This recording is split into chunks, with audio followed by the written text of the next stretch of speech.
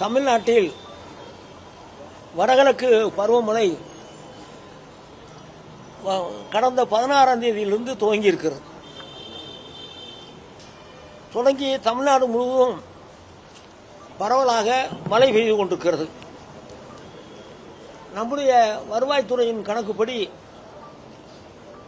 1/10/25 24/10/25 வரை மொத்தம் மழை பெய்தனுடைய கணக்கு 21.8 சென்டிமீட்டர் ஆகும்.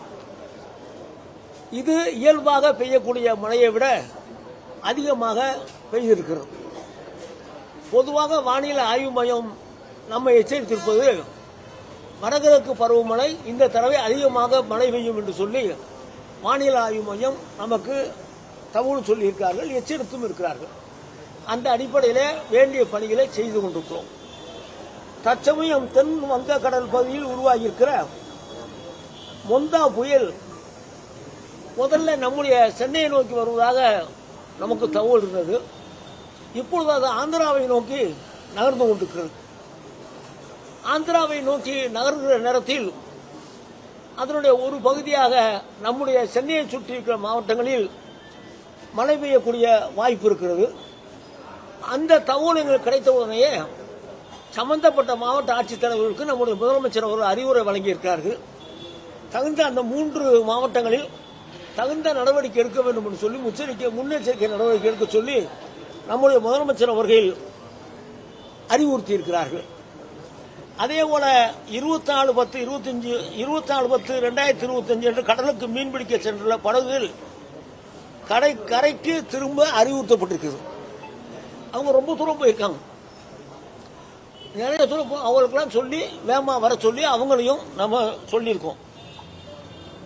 நம்முடைய சென்னையிலே பார்ப்போம் என்று சொன்னால் இன்றைய நிலையில் ஏரிகளுடைய நீர் எவ்வளவு இருக்குன்னு சொன்னால் பூண்டியில 83.53%, சோழாபுரத்தில் 60.5%, செங்குன்றத்தில் 81.85%, செம்பரம்பாக்கத்தில் 80.36%, தேர்வாய் கண்டிகை 87.80 அளவிலும் நீர் இருப்பு இருக்கிறது.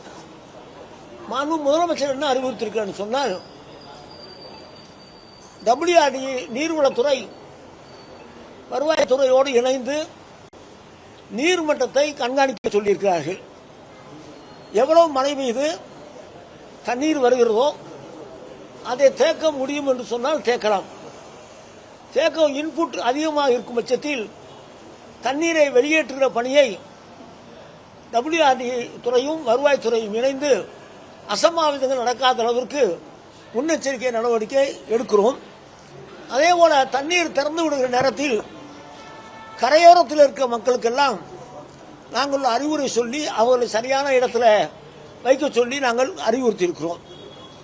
அதுபோக எங்கே புயலால் பாதிக்கப்படும் என்று சொல்கிற மாவட்டங்களுக்கு அங்கெங்கே சென்டர்கள் பொதுமக்களை தங்க வைக்கக்கூடிய நிவாரண முகாம்களை நாங்கள் தயாராக வைக்க சொல்லி மாவட்ட ஆட்சித்தலைவருக்கு சொல்லியிருக்கிறோம்.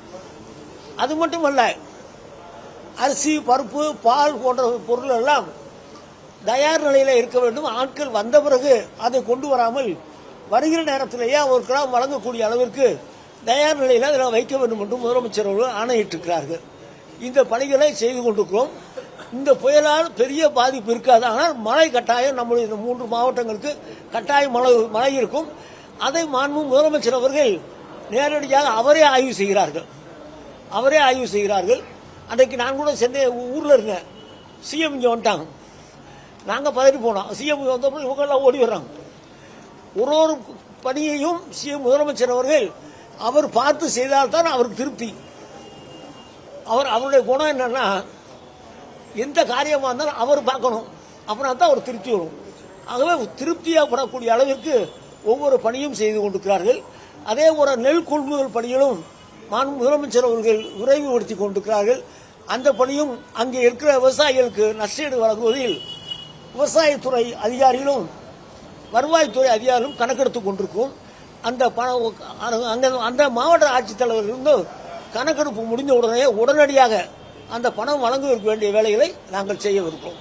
பிளே ஸ்டோர் மற்றும் ஆப் ஸ்டோரில் இருந்து பாலிமர் செயலியை QR கோடு மூலம் பதிவிறக்கம் செய்யுங்கள். செய்திகளை உடனுக்குடன் பெறுங்கள்.